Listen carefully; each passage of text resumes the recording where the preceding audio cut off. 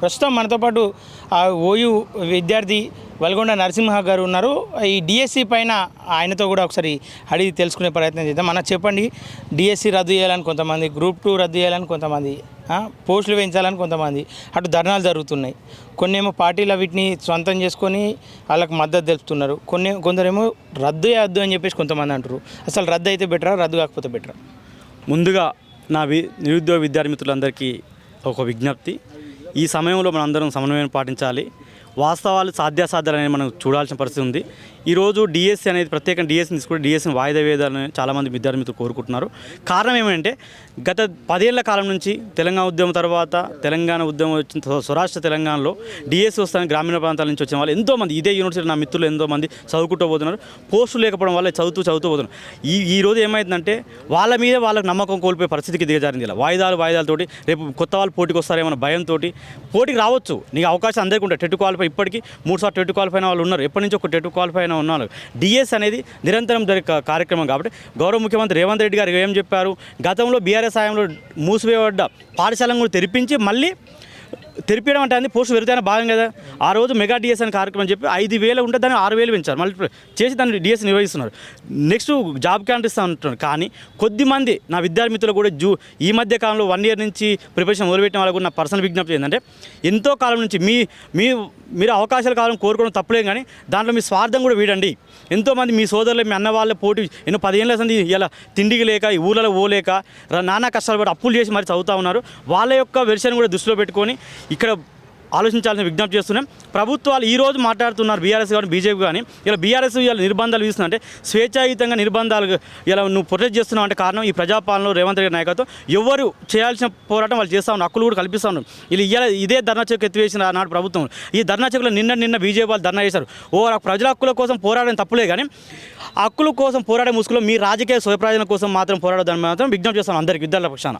Okay అన్న, అంటే DSC రద్దు చేయాలని చెప్పేసి మొన్నటి వరకు ఈ పోస్టులు పెంచాలి, 1:100 చేయాలి, సమయం గడువు పెంచాలని చెప్పేసి, అలాగే మొన్నటి వరకు అమర నిరాహార దీక్ష చేసిండు మోతీలాల్ నాయక్ అనే ఒక విద్యార్థి. అంటే అట్లాంటి వాళ్ళకి ఏం చెప్తారు మీరు? మోతీలాల్ నాయక్ కానీ మా విద్యార్థి మిత్రులు జనార్దన్ కావచ్చు, చాలామంది ఉన్నారు మా మిత్రులందరూ.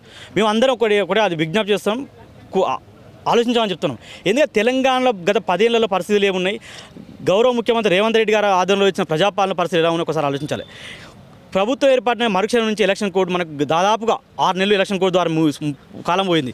జాబ్ క్యాలెండర్ ఖచ్చితంగా చేస్తామని చెప్పారు గౌరవ శ్రీధర్ బాబు గారు. కానీ నిన్న కూడా రేవంత్ రెడ్డి గారు రివ్యూ ఒకటి చెప్పారు. గౌరవ ముఖ్యమంత్రి రేవంత్ రెడ్డి గారు తెలంగాణ ప్రజాపరిపాలన ఏర్పడిన ముందు రోజే ప్రజాపాలన వేదిక నుండే ఈ విద్యా నిరుద్యోగుల వల్లనే నా ప్రభుత్వం ఏర్పడింది, నేను ఇలా ఆ నాయకుడిగా నేను ఇలా మీ ముఖ్యమంత్రి ఏర్పాటయ్యాను కాబట్టి అని చెప్పిన నాయకుడు ఇలా మోసం చేస్తాడా? చేయడు కదా. గ్రూప్ అని ఏం చేస్తే చక్కగా ఈరోజు బయోమెట్రిక్ వాళ్ళు పెట్టినని చెప్పారు, బయోమెట్రిక్ పెట్టారు, ఫోటోతో సక్రమంగా నిర్వహించారు గ్రూప్ అని కూడా. తర్వాత గ్రూప్ డిఎస్సి పోస్టులు పెంచాడు. అన్నింటిని ఒకటి చేస్తూ ఉన్నారు. ఇంకోటి ఏంటంటే ఒక సిస్టమ్ అనేది ఉండాలి.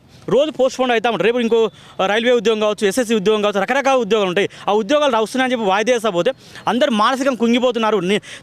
తమ మీద తమ నమ్మకాన్ని కోల్పోతున్నారు. ఇలా దానికి ఎవరు బాధ్యులు అవుతారు? ఇలా కానీ దాదాపు 9 రోజులైనా ఆమరణ నిరాహార దీక్ష చేస్తే ఎంతోమంది నిరుద్యోగులు చూడడానికి వచ్చారు, అనేక పార్టీల వాళ్ళు వచ్చారు. కానీ ప్రభుత్వం ఎందుకు స్పందించలేదు? ఇదే తప్పుడు ఆరోపణలు చేయొద్దు అని చెప్తూ వేడుకుంటున్నాం మీడియా ముఖంగా. ప్రభుత్వ ప్రతినిధులు గౌరవ ఎమ్మెల్సీ బల్మూరు వెంకట్ గారు, పార్టీ ప్రతినిధి డాక్టర్ రియాజ్ గారు కూడా ఆ రోజు రావడం జరిగింది. అక్కడ మోతీలాల్తో పాటు అక్కడ ఉన్న నిరుద్యోగ మిత్రులందరికీ కొన్ని డిమాండ్స్ పెట్టడం జరిగింది. ప్రభుత్వం దృష్టి తీసుకోమని చెప్పే క్రమంలో బయటకు వచ్చే క్రమంలో ఈ బీఆర్ఎస్ బీజేపీ గుండాలు ఆ రోజు కాన్వాయ్ మీద దాడి చేశారు. అక్కడ మేము అంటున్నాం, నిరుద్యోగులు మిత్రులు కోరుకునేది వాళ్ళ ఆశయాలు తప్పుబాటలే ఇక్కడ, కానీ దీన్ని పొలిటిసైజ్ చేస్తూ ఉన్నారు. ఇదే విజ్ఞప్తి ఇవ్వాలి, ఇదే అంటున్నాము.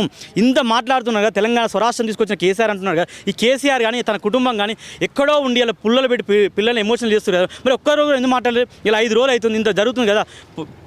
కేసీఆర్ ఫామ్ హౌస్లో పిలిచిన ఎమ్మెల్యేలను పార్టీ కార్యక్రమం చేస్తుంది కదా. తెలంగాణ తెచ్చిన పితన అంటాడు కదా, తెలంగాణకు అంటేనే అస్తిత్వం అంటే నేను అంటాడు కదా. మరి ఇంతవరకు ఎందుకు స్పందించలేకపోతుండ్రు? ఇవాళ కేసీఆర్, కేటీఆర్, హరీష్ రావు పోయి ఢిల్లీలో ఉన్నారు. ఎందుకోసం ఉన్నారు? ఒక లిక్కర్ స్కామ్లో తన బిడ్డే, తన చెల్లె అరెస్ట్ అయ్యి ఉంటే వాళ్ళ కోసం పోయినా. మరి విద్యార్థులు రోడ్ల మీద ఒక్కరోజు ఎందుకు ఎక్కలేకపోతే వీళ్ళకి ఏం లేదు. ఆనాడు తెలంగాణ ఉద్యమంలో విద్యా నిరుద్యోగుల ప్రాణాలతో చెలగాటమే శివరాజకీయాలు చేసి మళ్ళీ అదే ఎమోషన్ క్రియేట్ చేస్తున్నారు. ఇలా నిర్బంధాలు అంటే ఎక్కడ నిర్బంధాలు ఉన్నాయి? ఇలా స్వేచ్ఛగా యోగి ఉస్మానియా సీట్లో మేమేం ప్రోగ్రామ్ చేయకుండా చేశారు కదా. దాడులు చేశారు కదా. ఇదే మేము ఎన్ఆర్ఎస్ హాస్టల్లో దిష్టిబొమ్మ దగ్గర చేస్తే ఇదే ఎస్సీ కమిషన్ చైర్మన్ మెంబర్గా ఉన్న వ్యక్తి బీఆర్ఎస్ గూండాలు ఆ రోజు వచ్చి కొద్దిమంది విద్యార్థుల మీద దాడి చేశారు కదా. మర్చిపోయారు అవి అని తెలంగాణ సమాజం మర్చిపోయిందా?